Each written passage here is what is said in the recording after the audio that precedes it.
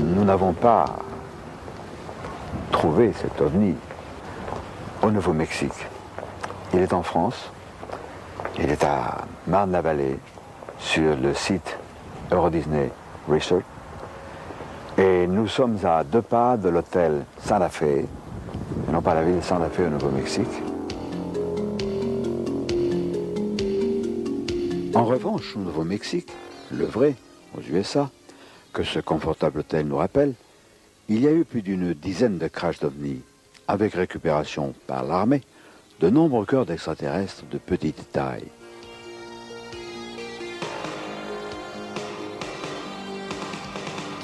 Et nous avons tenu à rendre hommage à l'éclectisme, à l'honnêteté intellectuelle des concepteurs de ce parc Euro Disney Resort, qui n'ont pas hésité, par souci de réalisme, à nous montrer cette chose-là étonnante, ce vaisseau qui s'est écrasé sur une terre étrangère, la nôtre, celle des terriens, et où des êtres sont morts, des êtres qui n'étaient pas des shirt grease, des petits gris, puisqu'ils avaient peur des soldats qui ont encerclé le site et qui ont emporté avec eux les témoins. Donc, c'était certainement des extraterrestres de petite taille, mais amicaux.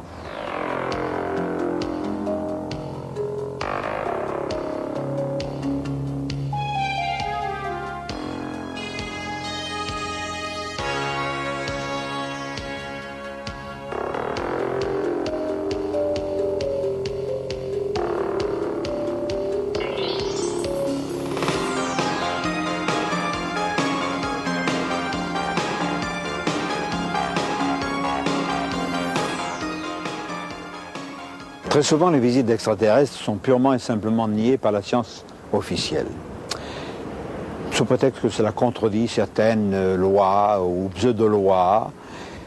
Mais il se trouve que nous allons nous rendre en Belgique pour y rencontrer un physicien nucléaire, Jacques Steyr, qui, tout scientifique qu'il est, sans admettre nécessairement la visite quotidienne de gens venus d'ailleurs, va, grâce à une photo, nous démontrer que cette photo d'OVNI, de soucoupe volante, est étrange, mais n'est pas contredite du tout par justement les lois de la science et de la physique.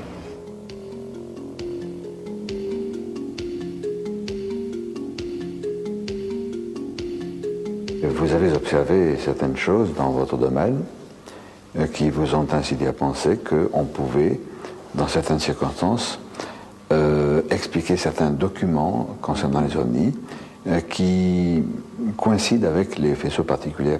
Comment avez-vous constaté ça?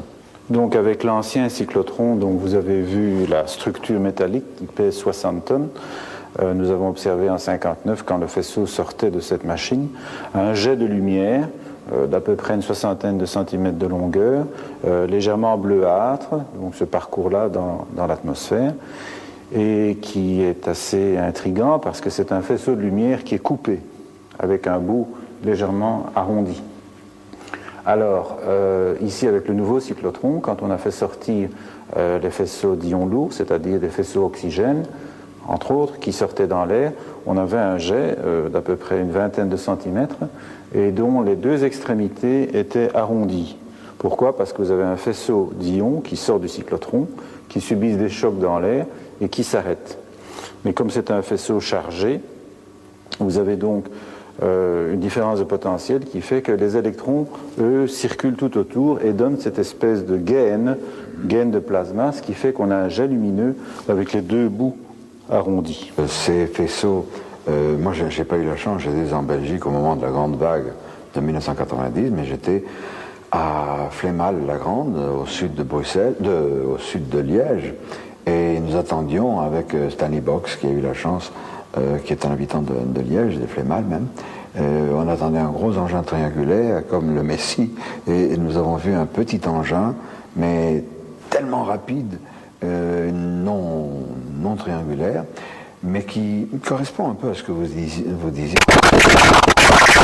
J'avais lu, il y a pas longtemps, 20-30 ans, sous la signature d'un hyper-rationaliste, que c'était pas possible, que la lumière se propageait comme ça, et puis qu'elle ne pouvait pas être cohérente. Alors aujourd'hui nous saurions, parce que ce que vous venez d'expliquer démontre à l'évidence que, même si ce n'est pas de la lumière, mais cet effet de d'ionisation, pour nos yeux, paraît simplement être de la lumière. C'est ça qui est étonnant. Alors c'est intéressant parce que des recherches qui n'ont rien à voir avec les domaines de l'ufologie, les problèmes touchant au cyclotron et les effets visibles, nous amènent à penser, et je crois que c'est convaincant, que nous pouvons qualifier ces phénomènes lumineux de projections issues, peut-être pas d'un cyclotron, mais de quelque chose qui produirait des effets analogues. Parce que nous pouvons avoir des réactions nucléaires d'un type particulier qui produisent directement ces particules, mais le problème c'est d'avoir en quantité suffisante.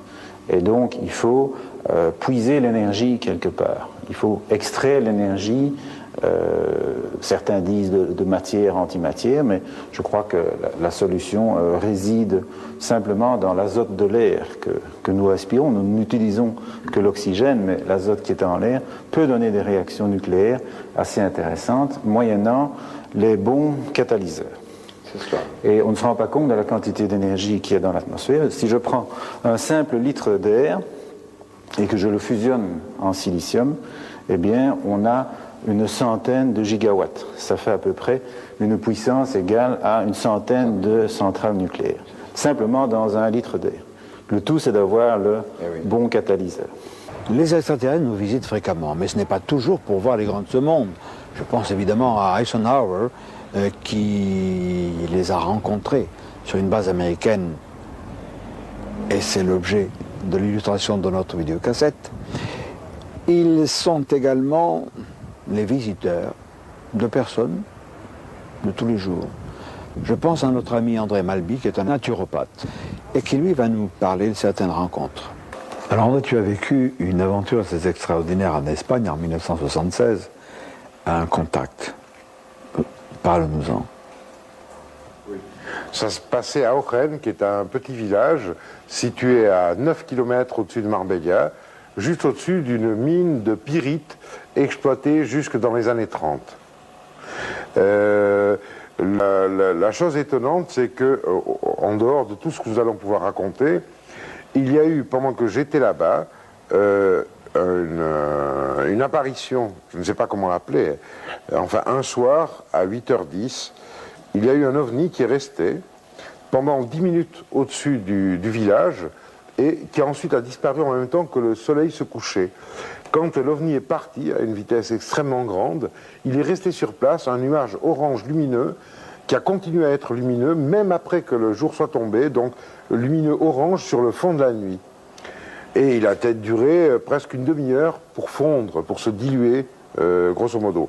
Moi j'étais là et j'ai été sur la place du village et j'ai été parler avec les gens. Concrètement, j'ai été parler avec des gens qui étaient à un bar qui s'appelait le Bar de las Viudas. Et j'ai dit, mais enfin, qu'est-ce que c'est? Et ils m'ont dit, no se preocupe, ne vous préoccupez pas, es normal, es buena gente, c'est normal, ce sont des bonnes gens. Antes se veía muchísimo más, avant on en voyait beaucoup plus, et antes de la guerra venían siempre. Avant de la guerre, donc 1936, il en venait beaucoup plus. Je dis, mais enfin, qu'est-ce qu'ils font? Ils disent rien, c'est des touristes, mais ils ne boivent pas. Je ne sais pas si tu te rends compte de l'implication. Il s'agit là d'hommes, il y en a quelques-uns qui vivent encore maintenant, qui avaient 75, 76, 78, 80 ans. Et pour lesquels cette apparition, cette présence extérieure n'était pas plus extraordinaire que le fait qu'il y ait des voitures immatriculées en Allemagne.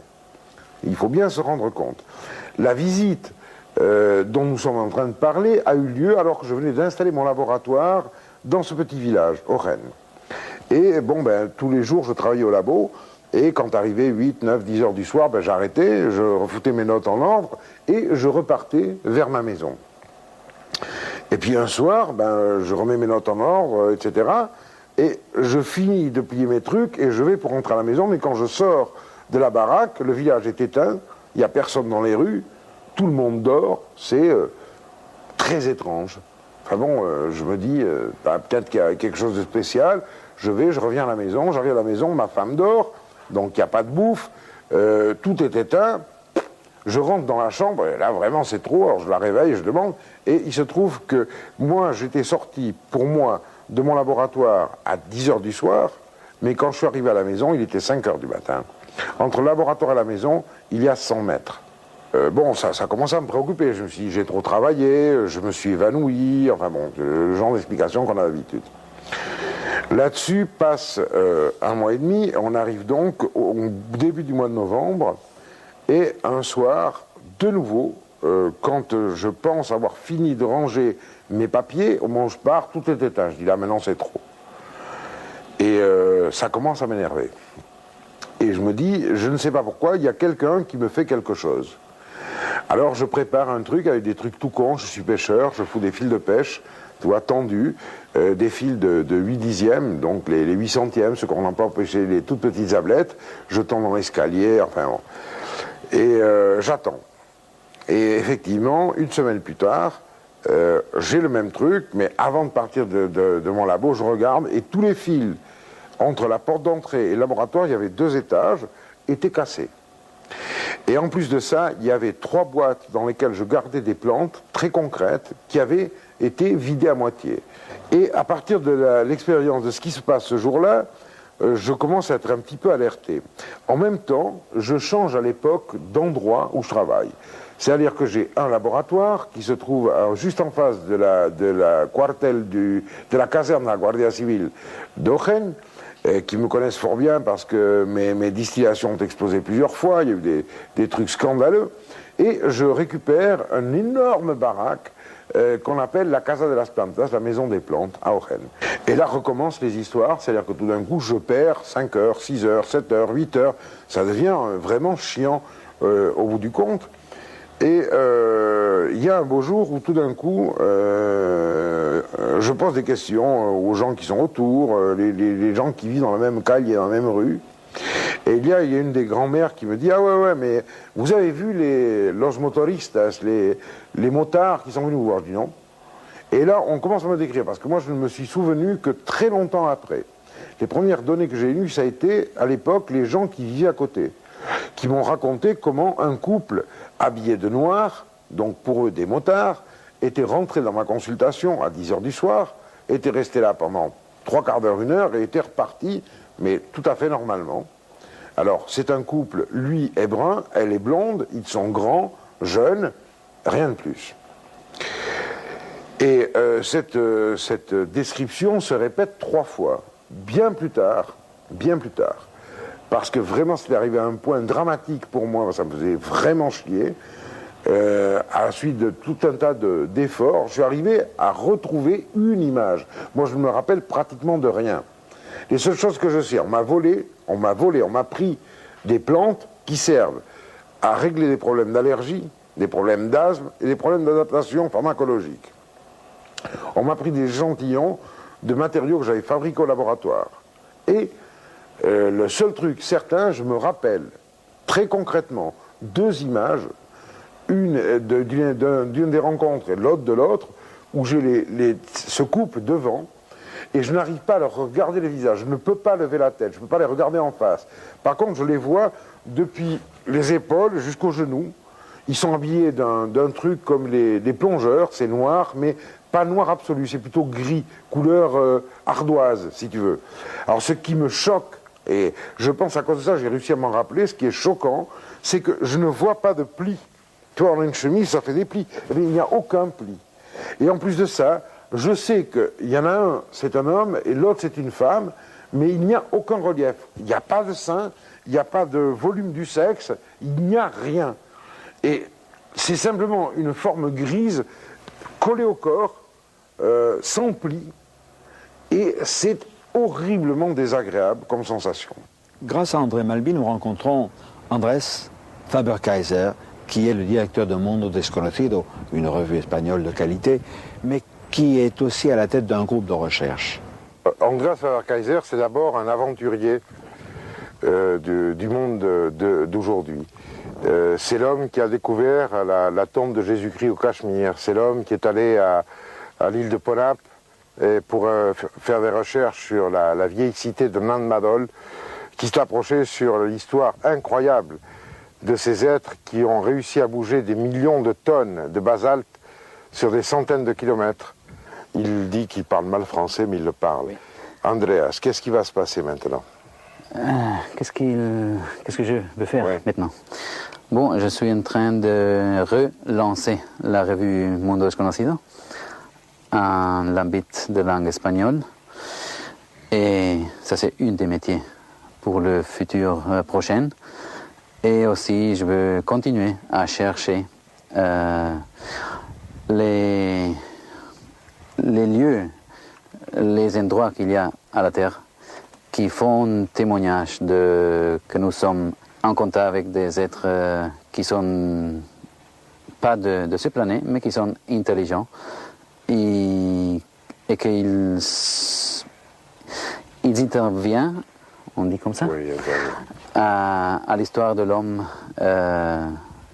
pendant toute notre histoire. Andreas Feuer-Kaiser est un homme qui a accumulé une quantité de données absolument incroyable dans ce domaine. Le public français ne sait rien de lui et je pense qu'il est temps qu'on commence à le découvrir. Les visites d'extraterrestres dans l'histoire humaine sont extrêmement nombreuses et connues. Les mythologies, par exemple, recèlent quantité de visites venues d'ailleurs, d'événements étranges. Toutes avaient, ou souvent, elles avaient un caractère didactique pour aider les terriens à progresser. À notre époque moderne, nous avons une histoire extrêmement curieuse. C'est l'affaire Humo, qui est associée à une avalanche de lettres hautement techniques reçues par un certain nombre de personnalités humaines. Et nous allons explorer cet univers étrange du mot ou de Humo et des Humites à travers l'un de ses plus grands spécialistes, Antonio Ribera, en Espagne.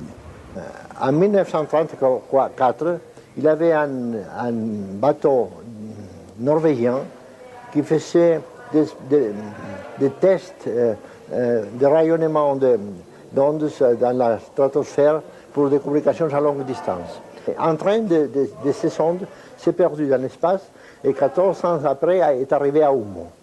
Alors les scientifiques humides ont vu que ça n'appartenait pas au bruit des fonds de la galaxie, que c'était un signal codifié, intelligent. Ils ont essayé de la décodifier, c'était une transmission en Morse, ils n'ont pas réussi, mais ils ont localisé la planète, notre planète, d'où venait. Alors ils ont organisé sa première Inayuyisa, ça veut dire expédition, parce que les textes humides sont parsemés des mots humides, avec la traduction entre parenthèses à côté.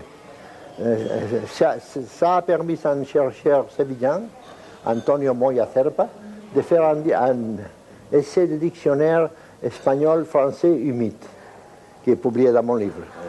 C'est très curieux parce qu'il y a un séminaire à l'université de Séville et les savants assemblés ont dit que c'est une langue valable. C'est une langue qui peut fonctionner comme langue. Et c'est alors que les humides ont organisé sa première expédition sur Terre. Ils sont arrivés au mois de mars près de la Javie. Et ils sont restés étonnés de trouver une autre humanité semblable à la sienne. Ils sont des hommes, ils sont grands blonds, type nordique.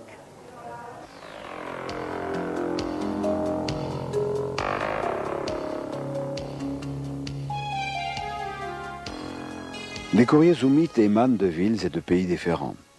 Leur contenu porte sur des considérations scientifiques de haut niveau et sont toujours signés d'un pictogramme particulier. Ces lettres sont parfois rédigées sur des machines à écrire bien terriennes, par des dactylographes également terriens. Antonio Ribera va nous conter l'étonnante aventure de l'un d'eux. C'était un jeune homme qui a mis une annonce dans un journal madrilène, ABC, où il disait qu'il faisait des copies à la machine. Alors il a reçu un jour la visite de deux messieurs, des grands blonds, qui se sont présentés comme des médecins danois et on dit qu'ils ont lu son annonce et qu'ils voulaient lui dicter des textes scientifiques. Et un jour, sa femme lui a dit qu'elle ne le plaisait pas la présence de ces gens. Elle soupçonnait quelque chose d'espionnage, par exemple. Il lui a dit que lui, il devait appeler la police. Le jour suivant, le médecin danois, entre guillemets, qui allait lui dicter le texte, lui a dit un texte sur science, ça c'est notre science, nous venons de la planète Humo, qui se trouve à 14 années-lumière. Alors le dactylographe est resté sidéré, et en voyant son étonnement, le mythe, parce qu'il était un mythe, lui a dit ne t'étonne pas, nous savons tout ce qui s'est passé chez toi. Alors il a sorti une petite boule de sa veste et l'a mise en l'air, elle est restée immobile dans l'air, et une petite écran s'était éclairé dans la boule, et le dactylographe a vu, étonné, tout ce qui s'était déroulé hier soir chez soi avec sa femme. Le médecin danois, toujours entre guillemets, lui a dit, tu vois, ça c'est une petite échantillon de notre technologie. Dans la première cassette Omni-IBI, l'invasion a commencé, nous avons présenté René Varinot sur le plateau d'Albion. René Varinot, tu es le président du CEOV, le Centre d'études Omni-France. Tu es l'un des premiers à avoir étudié le phénomène Humo dans son contexte français. Antonio Ribera nous a parlé de tout le contexte espagnol, mais il y a une genèse du phénomène Humo en France. Oui, effectivement. Disons que l'histoire commence, bien entendu, en Espagne, pour ce qui est connu jusqu'à l'heure d'aujourd'hui, mais la base de l'affaire Humo commence à la Javie, dans les Alpes de Haute-Provence. Le 28 mars 1950, donc, un atterrissage a eu lieu dans les environs de la Javie. On dit environ 8 km de la Javie, c'est entre le sommet du Couard et le Cucullon. Bien entendu, nos recherches se sont passées de ce côté-là. On sait que les humides ont laissé un contingent d'extraterrestres sur Terre, et ce contingent-là a vécu environ à peu près 2 ans dans le département des Alpes de Haute-Provence, et divers phénomènes se sont passés pendant ce temps-là, c'est-à-dire qu'il y a eu un vol de compteur électrique dans une ferme nommée La Dépense, qui se situait à 4 km de la Javie. Alors tout ça, ça nous a fait faire des recherches vraiment très poussées. Toi et ton équipe du CEOV, vous êtes allés maintes fois sur place. Vous avez quand même constaté, dans l'époque récente, des choses un peu bizarres. D'abord, nous avons contacté la gendarmerie des Alpes de Haute-Provence, bien entendu à Digne, à une époque, et je ne citerai pas de nom pour ne pas mettre des personnes qui sont encore en service là-dedans, un capitaine de gendarmerie qui m'a dit, mais monsieur Varinot, il y a eu, dans les années 75, avec monsieur Claude Poher, qui était le chef des sections fusées au CNES à ce moment-là, une reconnaissance dans le Cheval Blanc, dans les montagnes du Cheval Blanc, pour rechercher la grotte que les extraterrestres, que les humides auraient laissée avec du matériel humide. Et ce capitaine de gendarmerie m'a précisé qu'effectivement, Claude Poher avait trouvé la grotte, plus le matériel qui s'y trouvait à l'intérieur encore à l'époque. Alors, je veux préciser, René, pour nos amis qui ne sont pas au courant, que Claude Poher a suscité en quelque sorte la création du GEPAN. Oui. C'est une cheville ouvrière qui a permis d'élaborer ce GEPAN, puis il l'a quitté. Alors il ne faut pas oublier que Claude Poher est le neveu d'Alain Poher du Sénat, et qu'Alain Poher du Sénat a quelque chose à voir avec le prieuré de Sion. Nous abordons d'ailleurs à travers certains personnages de Rennes-le-Château, nous abordons le domaine mystérieux du prieuré de Sion, et tu as raison de dire qu'il faudra y revenir plus tard, parce qu'il y a tellement de choses extraordinaires, nous serons obligés d'y revenir. Ça ne s'arrête pas là.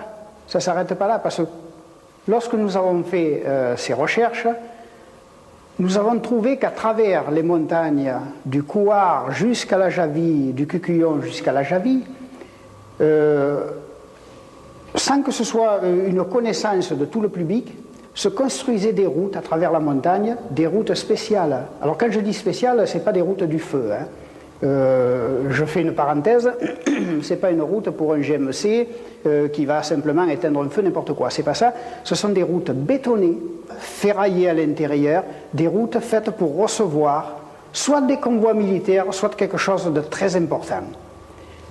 Ça s'arrêterait là, mais nos amis qui habitent dans le coin, qui font partie du CEOF, se sont vus un soir en faisant une course en vélo, là, en faisant une petite promenade en vélo, au pied de la montagne de la Blache, qu'on appelle, arrivé à un certain tournant, se sont trouvés nez à nez avec un char d'assaut militaire. Alors là, c'était un petit peu... on leur a interdit de passer. Quoique, ils prenaient cette route assez souvent pour faire leur randonnée, ils ont demandé pourquoi. On leur a dit, vous n'avez rien à savoir, vous retournez, là, vous ne passez pas. Alors, autre, le char militaire, il y avait toute une armée, il y avait des jeeps, il y avait toute une armée complètement, et on leur a interdit le passage, on leur a demandé de revenir. Mes amis qui sont au CEOF se sont renseignés auprès de la gendarmerie et de la mairie de Digne pour savoir ce qui se passait. La mairie de Digne et la gendarmerie n'étaient pas au courant, alors là je vous dis bien, n'étaient pas au courant de ces manœuvres militaires. Ça semble quelque chose un petit peu aberrant hein, quand même. Une manœuvre militaire, on doit être au courant de ce qui se passe. Conclusion, ce n'était pas du tout des manœuvres militaires. Absolument pas, absolument. Ça se trouvait exactement comme si pour ceux qui auront pris connaissance du livre de Jean-Pierre Petit, où il relate l'affaire de la Blache, puisque c'est de là que partirait l'atterrissage humide en 1950. Il est vrai que ce secteur est très surveillé à l'heure d'aujourd'hui. L'affaire de Zoumit a eu un très grand retentissement dans le monde des chercheurs. C'est ainsi, par exemple, qu'un scientifique français a avoué, dans un récent ouvrage, qu'il s'était appuyé sur les informations communiquées par les Zoumites pour faire progresser ses propres recherches. Ce chercheur, Jean-Pierre Petit, n'a pas cru devoir accepter notre invitation à dialoguer de ses recherches sur cette vidéocassette. Il est vrai que la science officielle n'est pas tendre avec les chercheurs qui sortent des sentiers battus. Et par exemple, une revue qui se veut sérieuse, Science et Vie, dans sa livraison de novembre 91, consacre 2-3 pages à un article évidemment bidon, c'est un canular, sur l'affaire des Zoumites. Alors c'est facile, évidemment, d'ironiser, de signer cet article d'un nom américain, Lucifer, qu'on peut prononcer Lucifer. Alors ça c'est facile. C'est plus compliqué de se pencher sur ces informations ou mythes. Et quelqu'un s'y est penché, un industriel important en Espagne. Il s'appelle Rafael Ferrios. Et pour Rafael, comment tout a commencé à faire Homo? ¿Quieres saber cómo ha empezado todo? ¿A partir de cuándo? On a su, Ribera et moi, à travers la presse, qu'il y avait une vue d'un ovni qui avait atterri. L'ovni a atterri en 1967. Cet ovni dont nous avons fait l'étude, il y a une publication de faite dessus. Peu de temps, quand le livre était déjà sous presse, mais pas encore publié, personnellement, j'ai reçu une lettre d'Australie me disant curieusement que ce livre était intéressant, lui disant que nous sommes un groupe, une race d'hommes nés sur une autre planète. Nous sommes peut-être les derniers et les plus modernes de ceux qui vous ont visité. Parce que nous ne connaissons votre planète que depuis 1950. Et nous savons que vous êtes visité par d'autres extraterrestres que nous. Depuis bien avant. J'ai raconté l'histoire de la première lettre en 1992. J'ai en ma possession 1000 et quelques exemplaires feuilles de leur courrier.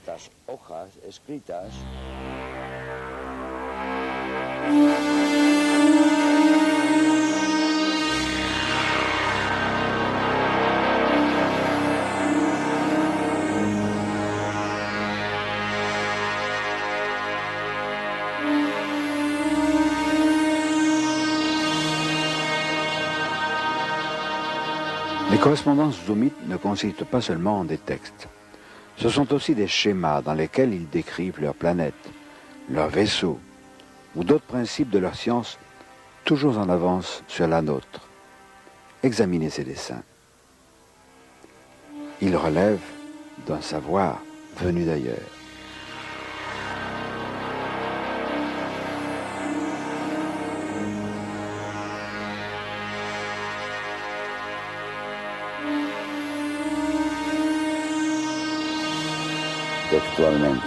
Ce qu'ils ont dit, je peux vous le répéter presque textuellement.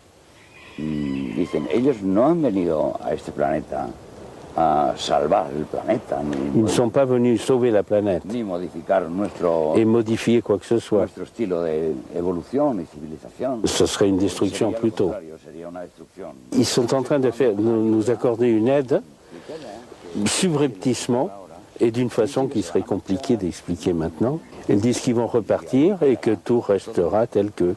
Au-dessus de votre maison, il y a l'emblème de Humo. C'est fascinant de voir ça. Est-ce qu'il y a une signification particulière ou bien c'est simplement une manifestation de sympathie vis-à-vis des Zoomites? Simplemente un hecho de simpatía.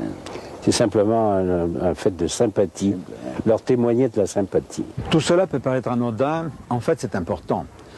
C'est important car en fait cette masse d'informations qu'ils nous ont données, ces Zoomites, si c'est un canular extraterrestre. Et alors, quelle est la raison de ce canular?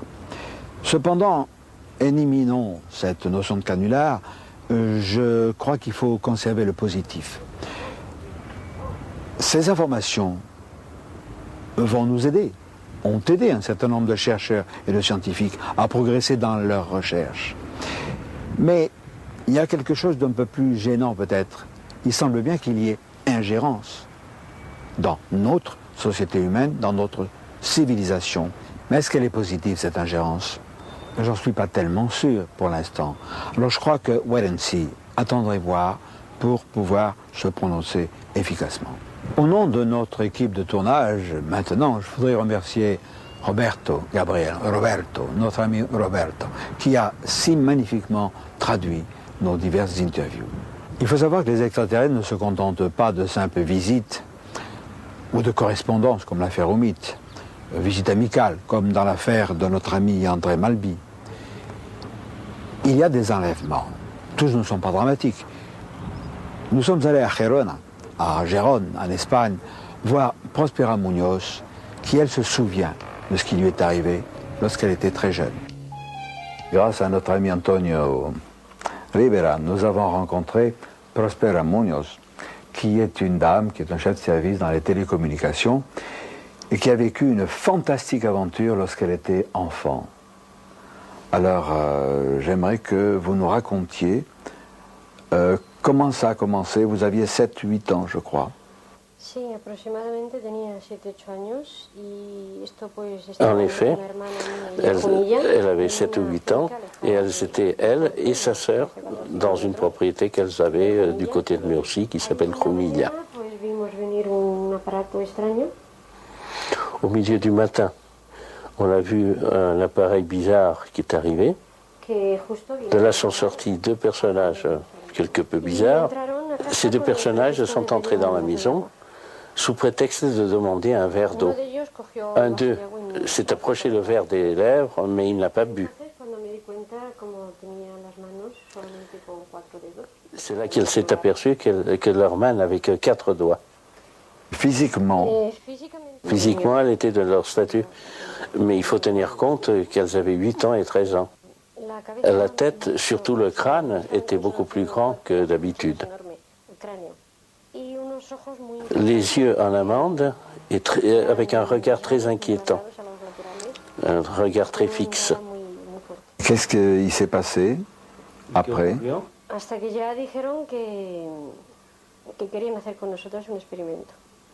Et c'est là qu'ils ont dit qu'ils voulaient faire avec elle une expérience. Et ils ont demandé la permission. Et c'est là que tout commence à basculer. Parce qu'elle s'est trouvée en train de penser autrement. Comme un adulte. Comme un adulte, lorsqu'elle était une enfant. Et comment ils t'ont amené à bord du vaisseau?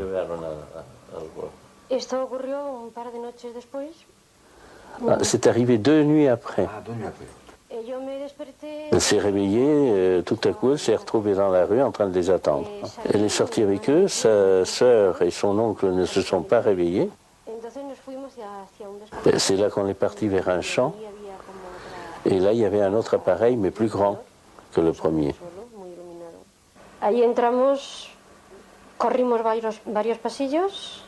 Dedans, ils ont fait plusieurs couloirs. Jusqu'ils sont entrés dans une pièce où il y avait une espèce de ce qu'on appelle vulgairement le billard des examinateurs. Des examinateurs, une table d'examen. Allí pues me quitaron la ropa y me empezaron a coger muestras de todo. Là, on lui a enlevé tous ses vêtements et on lui a pris des échantillons de tout. Yo no sentía Cheveux, ni miedo. des ongles, de peau. Sí. Pero yo no sentía en ningún momento ni dolor ni miedo. Examen gynécologique aussi. Examen ginecológico, no. Sí. También. Lo recuerdo Sí. perfectamente, sí. Si. Aussi. Mais aucune douleur. Ni peur. La peur avait été éliminée. Combien de temps Prospera est resté à bord du vaisseau? ¿Sabes cuánto tiempo estuviste a bordo? Qu'elle pense que dans les 2-3 heures. Parce que quand elle est arrivée, il faisait nuit. Et quand elle en est ressortie, il faisait nuit toujours. C'était une petite fille, pas encore une adolescente. Et le fait de se trouver dans un milieu aussi étranger, ça ne l'a pas paniqué. Le premier jour, quand ils sont arrivés, ils sont atterris ou se sont arrêtés près de leur fenêtre et qu'il a regardé par la fenêtre, donc elle l'a vu encadré par la fenêtre, c'est le seul moment où elle a eu peur. C'est à ce moment-là qu'elle a entendu comme un bruit métallique qui allait en crescendo, chaque fois plus fort, et à partir de là, la peur a disparu, ça y est, aussi bien elle que sa sœur. Alors cette rencontre étonnante, cet enlèvement, ça a dû soulever quantité de questions. Tu l'as oublié, et quand les souvenirs sont revenus, tu as dû avoir encore plus de questions. Naturalmente. Normalmente la persona tenemos un castillo mental bien construido. Normalement, on a un château mental bien construit, mais quand il arrive une pièce comme ça qui ne case nulle part, on est obligé de casser tout le château pour remettre et voir si on peut la caser là-dedans. Si cette personne n'est pas protégée par son entourage, par sa famille, par la compréhension des siens et de son entourage, elle est en danger parce qu'il est difficile d'assumer. Je conçois que avec cette foule de questions, Proserpa ait lancé cette revue Búsqueda, qui veut dire, tu me l'as appris, Búsqueda, qui veut dire recherche. Il y a eu de très nombreux enlèvements et parfois ça a mal tourné. Il y a eu les gris. Que nous veulent-ils? Est-ce qu'ils ont de la considération pour nous? Et de toute manière, est-ce qu'ils manifestent quelque chose? Un désir, une insouciance? Comme nous avons posé la question dans la première cassette, où il était beaucoup question des gris, nous allons trouver Geneviève Van Cleef, qui est une femme ufologue, en France, la seule, je crois, qui, elle, va nous donner des nouvelles des gris à travers des informations qui lui sont parvenues des États-Unis. Tu as publié 3 ouvrages, les 2 derniers étant celui-ci, OVNI, Intervention, Capture, et puis OVNI, Expérimentation très spéciale. Alors, tu es passionné par l'ufologie américaine dans laquelle tu puises quantité d'informations et souvent tu les as avant nos autres collègues français d'ufologie. Alors, tu as découvert Secret Life, un bouquin tout à fait étonnant paru cette année aux États-Unis. J'aimerais que tu nous dises quelques mots de cet ouvrage qui a pour auteur un psychiatre, je crois. Un psychiatre, oui, David Jacobs. Jacobs, oui. Voilà. qui a enquêté lui-même sur une soixantaine de cas, surtout des femmes américaines qui ont subi ce qu'on appelle un enlèvement. Alors évidemment, ce livre est très intéressant parce qu'il me semble que pour la première fois, il a découvert et il a rassemblé toutes les caractéristiques vraiment essentielles de ces enlèvements. D'ailleurs, il dit que partout, il les a retrouvés. En général, dans son livre d'ailleurs, au début, ses premiers chapitres, ce sont les choses qu'on retrouve dans tous les cas. Ensuite, d'autres choses qu'on retrouve moins facilement, mais enfin qu'on retrouve quand même dans certains cas. Et moi, ce qui m'a frappé, bon, bien sûr, je connaissais les enlèvements, je connaissais les livres de Bud Hopkins, je connaissais pas mal de livres, et on sait déjà que s'y retrouvent, bon, les implants, les observations, les prises de, comme tu sais, les prises d'ovules, les prises de sperme, enfin, et même les présentations d'hybrides, de soi-disant hybrides, dont on ne sait pas trop. Là, excuse-moi, il faut quand même expliquer à nos amis qui vont nous regarder qu'avant la présentation, il y a la fécondation artificielle, l'insémination artificielle. Quand la jeune femme fécondée par les short greys, en général les petits gris, ce souvenir traumatique est effacé, ces jeunes femmes sont remises en circulation et dans les 3 mois qui suivent, on les enlève de nouveau, on prélève le fœtus, on efface le souvenir, on les remet en circulation et des mois ou des années plus tard, elles sont de nouveau enlevées et à ce moment-là, les petits gris leur présentent leur enfant hybride. Voilà. Même quelquefois bien avant plusieurs années, c'est quelquefois presque tout de suite. Et il semble d'ailleurs, lui il en parle assez bien, déjà on en avait parlé, mais lui en parle assez bien qu'ils aient des problèmes avec ces fameux hybrides. Et alors, il semble qu'ils aient besoin du contact de la mère.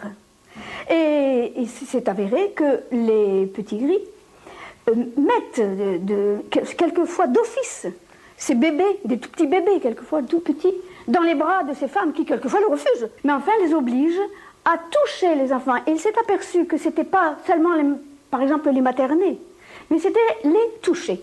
Il suffisait d'un toucher. Et ces femmes ont remarqué que lorsque les bébés avaient été touchés, il y avait un regain de vitalité chez eux. Sûrement. Oui. Alors on voit que c'est analysé très finement, et ça va assez loin. Alors, il a aussi remarqué beaucoup de choses, en particulier ce qu'on retrouve chaque fois dans tous les cas, c'est qu'à un certain moment, vient un être qui semble être le chef, qui est un peu plus grand que les autres, qui a le même type, mais qui est plus grand, et tu sais qu'en général, c'est le seul qui a des contacts télépathiques avec les enlevés. Et cet être, lui, travaille dans un autre sens, c'est-à-dire qu'à un certain moment, il regarde le kidnappé dans les yeux, très profondément dans les yeux, et l'autre a l'impression qu'on lui vole ses pensées, qu'on lui extirpe ses pensées. Alors, et même, et lui, bien entendu, il lui suggère, il lui impose des pensées que l'enlevé, quelquefois accepte, mais quelquefois refuse. Et quelquefois, il arrive très bien à faire la différence. Ils ne sont pas toujours très... Après tout, ils n'arrivent pas toujours à ce qu'ils veulent. Et ça, c'est très bien expliqué dans ce livre, et il n'y a pas qu'un cas, malheureusement, il y en a beaucoup. Si bien que ce psychiatre est persuadé que ce ne sont pas des histoires, puisque ça arrive si fréquemment, c'est quelque chose qui se retrouve partout. Et ce sont des enlevés qui n'ont pas de contact entre eux, qui ne se connaissent pas, qui n'ont quelquefois qu'un seul contact qu'avec lui. Alors moi, il me semble que ces choses-là, ça doit être assez juste. Sachons tout de même qu'il n'y a pas que des êtres inamicaux. Il y a une multitude d'espèces qui sont confrontées à notre existence et qui ont probablement entre elles des intérêts qui ne sont pas toujours communs. Il faut savoir aussi que dans la littérature oumite, dans les lettres, il est question des gris.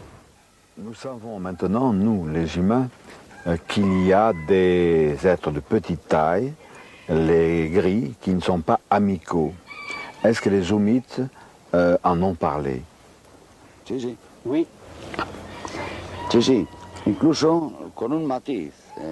Dicen, no son verdosos como ustedes dicen, son grises. Avec une nuance même, En disant qu'ils ne sont pas verts, comme vous avez l'habitude de dire, mais gris. Oui. Un ton grisâtre. Hein. Ce qui passe, c'est que quand ils parlent d'autres gens qui viennent d'autres planètes, ils en parlent très peu. Ils en parlent, mais succinctement.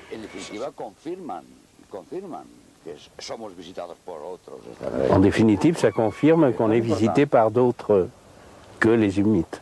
Est-ce que vous vous rappelez de la date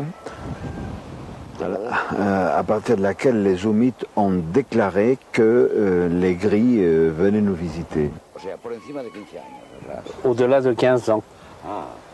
Ça fait déjà plus de 15 ans. C'est intéressant parce que les Gris, on les connaît, on sait qu'ils sont nos ennemis. Seulement depuis 1987, quand John Lear en a parlé. Antoine Rivera pense aussi que ce sont des gens apparemment ennemis. Je ne pense pas qu'ils soient ennemis, mais qu'ils ont une autre façon d'être, différente que la nôtre. Raphaël Ferriol et moi avons raison tous les deux, mais pas de la même manière. Ils ne sont pas nos ennemis, de même que nous ne sommes pas les ennemis du mouton ou du bœuf que nous mangeons. Ils nous sous-considèrent, ils nous considèrent inférieurs. En ce qui concerne nos types de Humites, un jour je suis allé dîner avec un chef de l'Interpol, un monsieur allemand, qui m'a dit qu'il avait des dossiers comme ça sur des types d'aspect nordique, qui voyageaient avec des passeports norvégiens, danois, suédois, etc., et qui portaient un petit appareil dans la gorge pour s'aider à parler. Parce que les Humites laissent de parler à l'âge de 12 ans. La communication devient télépathique alors. Et les types qui s'envoient sur Terre, dans les diverses expéditions, parce que ces expéditions se relèvent, ce ne sont pas les mêmes. Ceux de 1950 sont déjà partis il y a beaucoup de temps. Portent un petit appareil dans la roche pour s'aider à parler. Et c'est curieux qu'un chef de l'Interpol m'expliquait ça. Et je lui ai dit, est-ce que ce sont des criminels? Pourquoi vous intéressez-vous pareil? Ah, il m'a dit, c'est pour complaire à la CIA américaine qui nous l'a demandé. Nous savons, depuis que nous avons appris l'existence du MJ12, du gouvernement secret, que toutes les nations ont des rapports entre elles, qui échangent des informations et qui toutes sont complices pour nous tromper, pour nous mentir. Donc c'est parfaitement vraisemblable.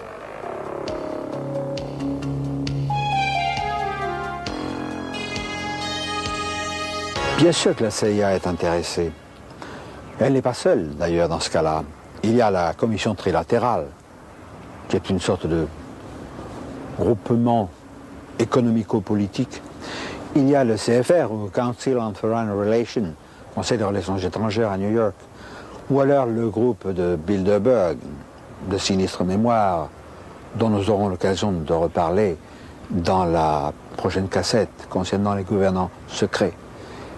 Mais peut-être que ces groupes, ce gouvernement invisible, car c'est de ça dont il s'agit, composé de terriens téléguidés par les Gris, ne voient pas d'un très bon œil l'ingérence d'autres espèces pensantes qui, elles, probablement, n'ont pas les mêmes visées sur nous.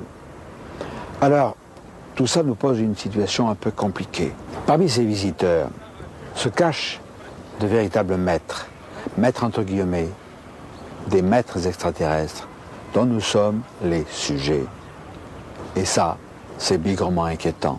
Nous allons, dans la seconde cassette consacrée au gouvernement secret, vous faire un certain nombre de révélations que vous ne pouvez pas soupçonner, qui vous diront à quel point notre situation est à tout le moins inquiétante. Alors pourquoi tout cela? Eh bien, je crois que c'est pour vous, c'est pour nous, et c'est parce que cela intéresse toute notre civilisation.